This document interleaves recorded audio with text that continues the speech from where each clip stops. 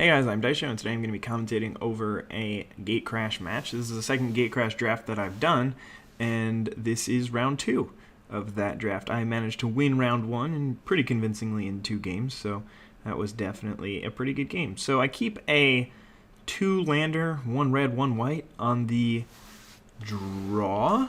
No, on the play. I lied. And that's generally good enough, but as you guys will see, it is going to be a little bit unfortunate, but I did have 2 2-drops, so there was no way I'm ever going to mulligan this hand. 2 2-drops, a red and a white, with a bunch of 3-drops. I think I started with 3 3-drops in hand, and then my first turn I draw another Court Street Denizen. But anyway, let's focus on what's actually going on in this game. So he plays a Basilica Screecher on turn 2 after a Cloudfin Raptor on turn 1, so that's a pretty good start. He plays another land and then plays a Metropolis Sprite. So his start is definitely pretty ideal. He's got basically everything that he wants in his deck, and he just needs a couple more lands, which is a little bit unfortunate for him. So that's pretty funny that both of us are stumbling a bit on lands this game. But anyway, I'm just going to swing in for 5, and I'm like, whatever, I don't even need anything else. If all he's got are these things, then I can just kill him with these 2 creatures if he keeps attacking me with these little creatures. But anyway, he's going to pump his Metropolis Sprite and hit me for 4 down to 12, so I guess I'm actually dying a little bit more than I thought as well. I don't draw a land, but I draw something else that's pretty good. I draw a Mugging, so that was really fortunate. He decides to Devour Flesh me, and I'm a little confused about this play because he could have just, instead of pumping his Metropolis Sprite, he could have Devour Flesh me and Extorted, and that just seems better because he gets to gain 1 life in addition to dealing me the extra damage. Maybe he didn't want me to think that anything was up by doing that, but I don't know. Anyway, I have to make a decision on which creature to sacrifice, and I think that sacrificing Syndic of Ties was wrong. I wanted to keep more power on the board, but putting him... I mean, I would get to do an Extort this turn. I guess that might be the only Extort that I get to do the entire game because I am definitely behind here on lands, and I really need to draw some lands if I want to be back into it. But anyway, he's going to play a Syndicate Enforcer as his 4-drop and evolve his creatures and then attack me again for 3. So that was really not good. He finally hit his 4th land drop. He had 3 in a while, for a while. So anyway, I'm going to hit my next land drop, and I'm just going to bash in with the Halberdiers again, taking him down to 7. So I'm actually doing pretty well in terms of killing him, which is pretty sweet. And I'm going to play a Court Street Denizen, and I think that was definitely the right call there. I didn't have anything with 4 power. If I did, then I would have played that, because then I would have been able to represent lethal for the next turn. But a Court Street Denizen is still pretty good. And then this was a really interesting play. So he's got a whole bunch of options. He's got like a Death's Approach, a Grizzly Spectral, but he's also got a Soul's Ransom. That's the card that he's going to decide to go with, which is a Mind Control, but I can discard 2 cards if I want to, and if I do that, then he won't be able to, or then he gets to draw 2 cards, but I get my creature back. So it's a little bit confusing, but it's definitely a pretty good card, and it's really awesome in this scenario because he gets to play it on my dude. He can't attack with it this turn, but it makes it so that if I want my dude back, then I'm in really bad shape. So right here, I had a couple options. I don't even know if I saw it right now, but I could have just gotten my dude back and then blocked his Syndicate Enforcer and killed that, and then that would buy me at least a couple more turns. But the thing is, he's got cards in hand, and he's just drawing his lands, so I don't know if that's going to be a winning strategy, trying to play it slow. So what I end up doing is I let him draw 2, and I'm basically hoping that I'll be able to find something to win me the game. I'm not 100% sure what was in my deck that could win me the game, but I think at the time I was thinking about it, and there were actually a couple of cards. I don't think I had Spark Trooper in hand, so that wouldn't have worked. But yeah, I just play a frontline medic here, and all he has to do is play one of his removal spells on it, and then he's going to be able to kill me.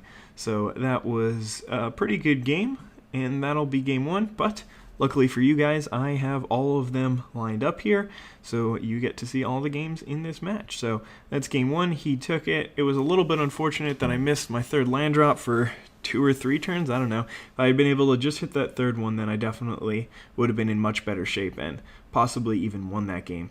But anyway, I'm going to start off with a Sunhome Guildmage. Always pretty good thing to play on turn 2. But when you're playing against a deck like this, you should definitely be aware that Devour Flesh is an option. So if you have like a choice between, I don't know, a Skinbrand Goblin and a Sunhome Guildmage, you should definitely at least realize that there's a possibility that playing the Skinbrand Goblin will be better than the Guildmage, because the Guildmage doesn't really do too much for you yet, and he might have something to kill you. So I'm just going to play a Spark Trooper here and bash in after tapping his dude. Bash in for 8, gain 6. So, I mean, that's really bad for him. His deck, at least in the first game, was super slow, and he was doing like 1 or 2 damage a turn, trying to extort me out. And this just puts me at such a high life total that it's really hard for him to even think of coming back from that. I mean, I just gained 12, or I basically just, why did I say, I gained 12 from that one creature.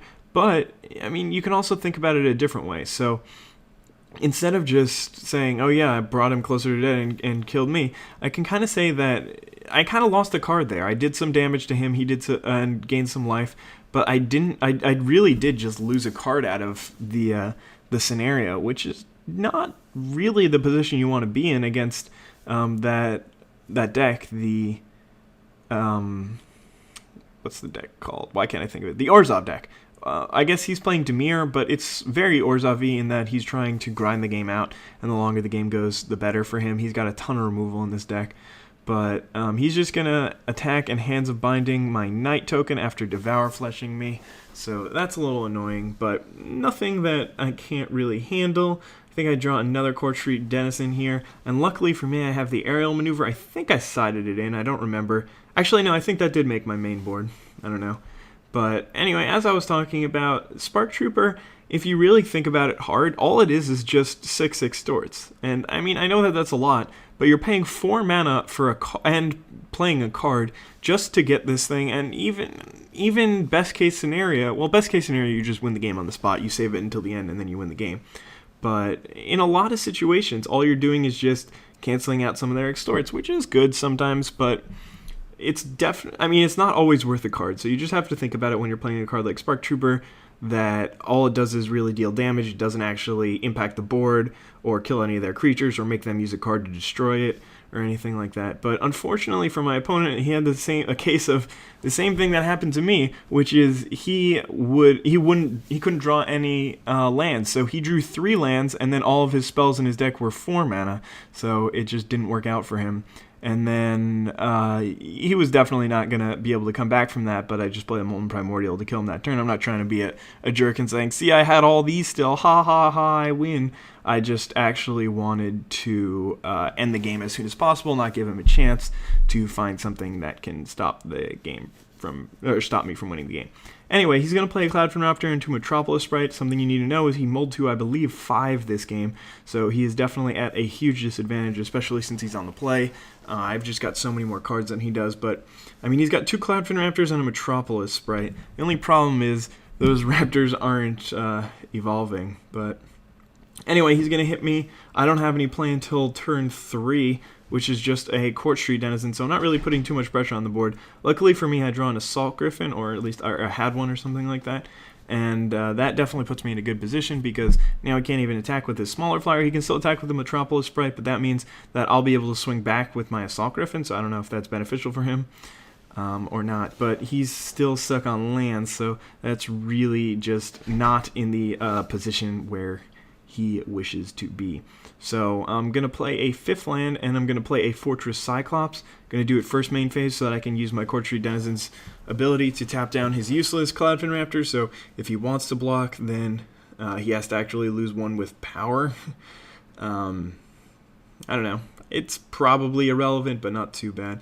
Unfortunately for him, he draws a land, but it is a swamp, and that just really puts him in a bad position. He needs to hold back here, otherwise he's just going to die really quickly to my Fortress Cyclops and Assault Griffin. So, I mean, I guess holding back allows him to block my Assault Griffin here.